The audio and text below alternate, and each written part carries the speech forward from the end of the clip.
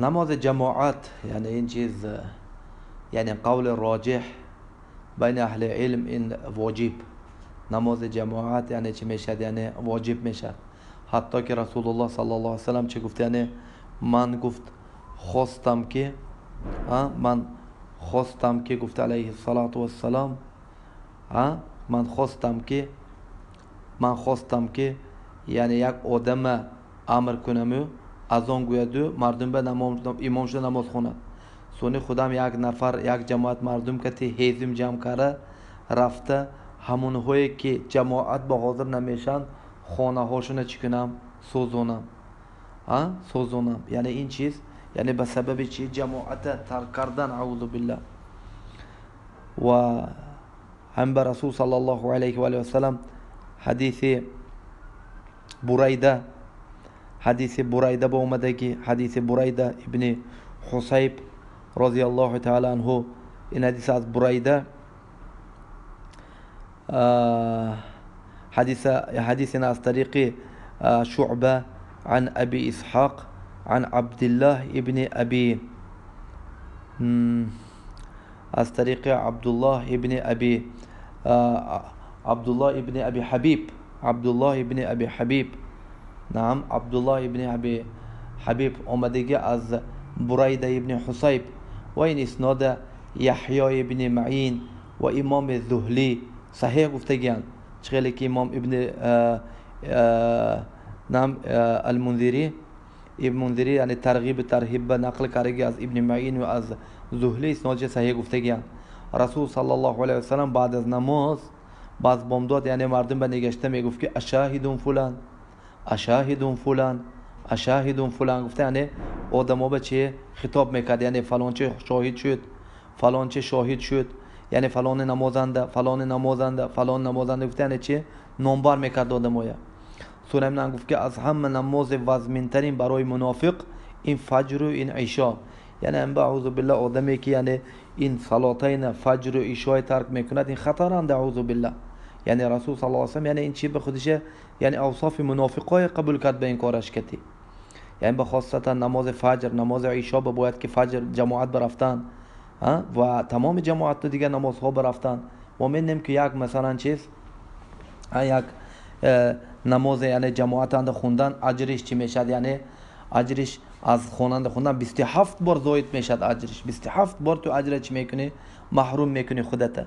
و حدیث هایی که حتی حدیث یعنی سندش مقال یعنی گفته شده ای که لا صلاه لجار المسجد الا فی المسجد. یعنی آدمی که نزد مسجدند ایستاده مسجدان نماز خوند و نمازش نماز حساب نمیشد. نعم، یعنی سونه این مثلا مسجد برفتن یعنی می‌بینیم که یعنی چوای همین 7 نفری که یعنی ظل یعنی الله تعالی ظلش به یعنی سایه به، یعنی همین روزی که حدیث عقبه ابن عامر انده اومدگی، حدیث عقبه ابن عامر انده اومدگی که یعنی حدیث مقداد ابن الاسود، مقداد ابن الاسود الکندی رضی الله تعالی عنه اومده که و تدنو شمس، یعنی آدم روز قیامت آفتاب چی میشد؟ تدنو نزدیک میشد مقدار المیل. میگوید که مقدار میگه که لا ادری، میگوید میل المسافه او میل المکحله. آفتاب یعنی بالای آدمو به یک چی میبیاد؟ یعنی مقدار میل نزدیک میشد. یعنی میل میگوید مقدار نمیدونم این مقدار مسافه باشه، یعنی مسافه یک میلامو یعنی امروز 1600 متر هم خیلی 1.5 کیلومتر یک میل امریکی. یعنی میل میگن میل بچی به ذراع قریشی میگفتن 1400 ذراع قریشی، 1400 ذراع قریشی یعنی 1600 متر میشد. یعنی ذراعشون کلام میشد که باید یا که میگوید یعنی چوای مکحله یعنی زنها سرمه مولدن به چی میدونن که یعنی چوب میگیم چی میگن ویا پالچکا گرفته، یعنی چی چشماشون به میمولند، یعنی 10 سانتی متر هم نیوای. یعنی همین خیلی آفتاب چی نزدیک میشود. اعوذ بالله. طور گوگرد یعنی رنگ گوگرد یعنی همین خیلی برین یعنی درازیش یعنی مثل دانه گوگرد همین بر. یعنی آفتاب وقتی که نازل میشود یعنی چی میشد؟ سایه نمیموند الا الله تعالی مننده سایه عرشش میموند که به 7 نمیدی آدمای در سایهش میگه که همین چی رجل قلبه متعلق بالمساجد، یعنی مردی که یعنی دلش چی مسجد به متعلق از مسجد جدا شده نمیتواند. یعنی این با آدم مثلا این چی یاد آبا واره مسجد باید که ترک نکند. حتی برای همین حتی مثلا چی وای همین اند رسول صلی الله علیه و سلم گفت که حتی امام ها یعنی خطا کنن که حتی امام های چی نباشد که قفاشون چی رفته نماز خونید. هم به ابن مسعود میگه که خیر ما بقیت لكم صلاتكم فصلوها خلف كل بر و فاجر. بهترین چیزی که برای شما بود نمازهای شما خونید از پی هر یک صالح باشد یا که فالح یعنی چی فاجر باشد. خونید از قفایی که باشد که وای صاحب بدعت. هم به ابن ابی العز الحنفی رحمه الله میگوید که ترک نماز میگوید یعنی این قول امام احمد نماز از قفای مبتدع ترک کردن این خودش بدعت آدم خودش مبتدع میشه. و کذالک یعنی امام های اختبار کردن ممکن نه یعنی اومده مثلا عقیدهش چی این که نه دیدی که مثلا مسجد امام رفت قفاش نمازت خون نماز ترک نکن. جماعت یعنی قدرش عظیم. این جماعت قدرش یعنی چی گفتیم یعنی عظیم. حتی یکی از شیوخی یعنی امام المقدمی یکی از شیوخی امام الاجوری رحمه الله یعنی این چیز یعنی طبعا خوب ما به دلیل نمیشد لیکن من باب استئناس میگویم یعنی میگوید که اگر روز مثلا چی مشغول شدم میگوید عشای نماز خفتن جماعت به خونده نتونستم سونه میگوید رفتم میگوید تمام تقریبا مسجدهای بغداد چه دیدم که شاید اگه مسجد دیرتر خوانند و ادراک کنم المهم نتونستم میگوید چند مسجد برفتم همه بروم نماز خفتن خونده شده ام. خیر خونم به گشته اومده میگوید خفتن 27 بار خوندم یعنی یک نماز در جماعتم خوندم 27 بار عجیب بسیار که خفتن جای یک بار به 27 بار خوندم میگوید.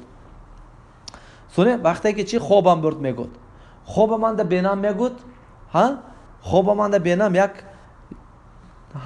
آدمو یعنی چی اسب کتی گذشته استادین اما اسب کتی چی گذشته استادین اما یعنی میبینم که چی بدم و یا 27 سواره از نزد من گذشته رفتن یعنی من و یا عادی آهسته رفته استادین من خواستم که وای ها بچه امروز وای شام نتونستم وای دیر کردم خیلی دور شدم دویدم میبینم وای ها آهسته آرام سوس رفته استادین هم من اسبم گرفتم زدم کوفتم دویده استادیم حتی که نفسم قریب از دهانم برآید لیکن رسیده نمیتونم وای به سونی یکی وای ها نگشته گفت که تو گجای میرسونی گفت یعنی ما به تو در ایشای چی جماعت نخونده تو ایشای نماز خفتن چی جماعت نخونده هم به یعنی این جماعت ترک کردن این مثلا چی میشه یعنی انسان از خیر کبیر محروم میشه از خیر کبیر محروم میشه یعنی این کار گفته چی نمیکنه آدم مثلا باید که مثلا چی جماعت بنگرید. رسول صلی الله علیه و سلم صحابه های تفقد میکرد اشاهدون فلان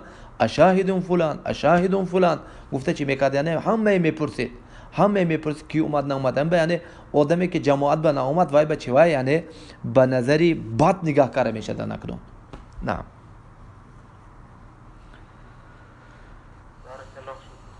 فیکم بارک.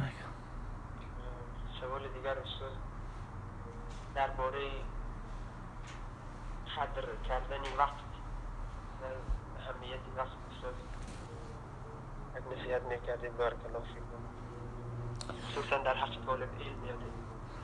وقت یعنی این چیز مهم وقت این یعنی هم به الله تعالی با وقت چی کرد یعنی قسم داد سوگند داد والعصر ان الانسان لفی خسر والفجر وليال عشر والليل والشمس اینو همش چی یعنی سوگند الله تعالی با وقت این سوگند که قسم که شد یعنی این چیز عظمت بزرگی این چیزا به دلالت میکند یعنی بزرگی وقت به دلالت میکند حیات انسان انده وقت یعنی چی میتشد یعنی انسان وقتش به چی میکند یعنی سخت اهمیت میتید یعنی وقت به انسان باید که چی سخت اهمیت تید وقت این توی حیاتت وقت توی این حیاتت یعنی وقت توی همین به حدیث بسیار اومده که حدیث معاذ حدیث ابن مسعود یعنی ما مثلا آدم جنده چیه روایت طبرانیه گیریم به اسناد صحیح اومدگیه رسول صلی الله علیه و سلم میگوید که لا تزول قدم عبد واقفا حتى يسأل عن 40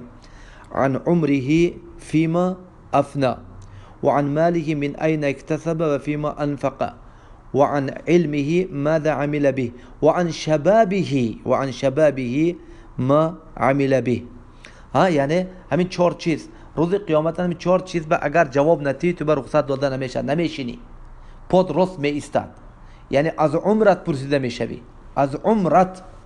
سونی چی؟ از شبابت خاصتا، یعنی این چی اومد؟ خاص اومد، یعنی مخصص لعموم العمر، یعنی خاصتا برای که آدم شبابشنده، جوانی به مثلا اساس کارای میکند، همین جوانی تنده کارای کرگیده پرتم جوانی تا قوت، عین مثلا قوت و قدرت که بتوبه، همین قوت و قدرتت چی به صرف کاری، ها چی چیز به تو صرف کاری، قوتت، قدرتت، وقتت چی به صرف کاری. یعنی هر یک ثانیه، دقیقه، ساعت، روز، هفته، ماه، سال همش به چی جواب میدی.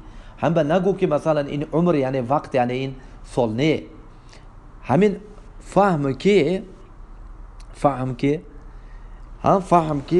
یعنی همین سال عمر، سال از چی عبارت؟ یک سال عمرت گذشت، خیلی آدم چی میشه؟ یک سال عمرم بیکار گذشت میگه. نه، تو سال به ننگر. سال از ماه عبارت، ماه از 30 روز عبارت، روز از 12 از 24 ساعت عبارت، ساعت از 60 دقیقه عبارت، دقیقه از 60 ثانیه عبارت. یعنی همین یک ثانیه که وقتت که گذشت، فهم که عمرت همینقدر ضایع گذشته. نه دیگر تو وقت گفته یعنی سال به یا که ماه به یا که روز به یا که ساعت به تو، بلکه ثانیه و دقیقه به نگر، همین سکوند، یک سکوند که گذشت از عمرت، فهم که عمرت ضایع شد. همین بیانه چی میگوید؟ یعنی ابن القیم رحمه الله، آدمی که وقتش بیکار بیهوده میگذروند، بیفایده میگذروند، و مردنش بهتر، برای که مرده و جسدش میمرد و خلاص. اما بیهوده که وقت میگذروند، اینه هم وقت، هم جسد و هم روحش مرد. هم به ابن مسعود میگفت که ابغض الناس الى الله البطال الذي لا يهمه امر آخرته ولا دنیا. یعنی از همه بدترین آدم نزد الله تعالی بطال، آدم بیکار که وقتش بیکار میگذروند، بیکار وقتش میگذروند. یعنی همین به میبیاد که یعنی وقت حالت یعنی حق طالب علم به این چیز مهم جدا. یعنی طالب علم باید که یعنی چی وقتش یک ثانیه نبرماند. همین به علماهای بینه چه خیلی وقتاش نمیگذروندن، یعنی چه خیلی وقتش میگذروند رحمه الله. همین به امام سحنون رحمه الله، یک روز وقتی که کتاب کار درس کار استاده بود، زنش میبیاد مثلا چی میگوید؟ یعنی زنش میبیاد چی میگوید؟ یعنی میگیم اوجن به، یعنی عشابه، اوجن به، یعنی شب خوراک شبانه به، یعنی دعوت میکنه. یعنی این به علم مشغول، المهم نبید میگوید. یعنی وقتی که میبینن که دیرش استاده خوراکش میبیارن، یعنی وقتی علم که مشغول سری علمنده استاده خوراک شبانه میخورد. بعض که خورشت وقت شدن سونه مینیگارید میگوید که کنی عشای مای بیارید. یعنی به علم مشغول شده، یعنی خوراک خوردگیش هم نادونست موند. یعنی این آدما الان خیلی وقت اینا به چی بود؟ هم به سحنون کذالک میگفت که یعنی من میگفت فکر کار بینام میگفت همین چیه، یعنی بین نون تیارش خوردن و نون چی کردن، یعنی مطحون طلقون میگیم که یعنی میده کاره خوردن، یعنی چی قدر وقت آدم اقتصاد میکرد. همین به نون میده میخورد که تو که وقتم بسیار نبرود گفته، یعنی تو که چی وقتم بسیار نبرود گفته. یعنی هم با این چیز یعنی چیزای مثالهای بسیار خیلی بسیار ها مثلا هست. هم با شاهد طالب علم باید که وقتش به سخت اهمیت دید. یعنی این مویان وقت ما تمام شد. ان شاء الله بار دیگر ان شاء الله دوام میتیم. والحمد لله رب العالمين وصلى اللهم على محمد وعلى آله وأصحابه أجمعين.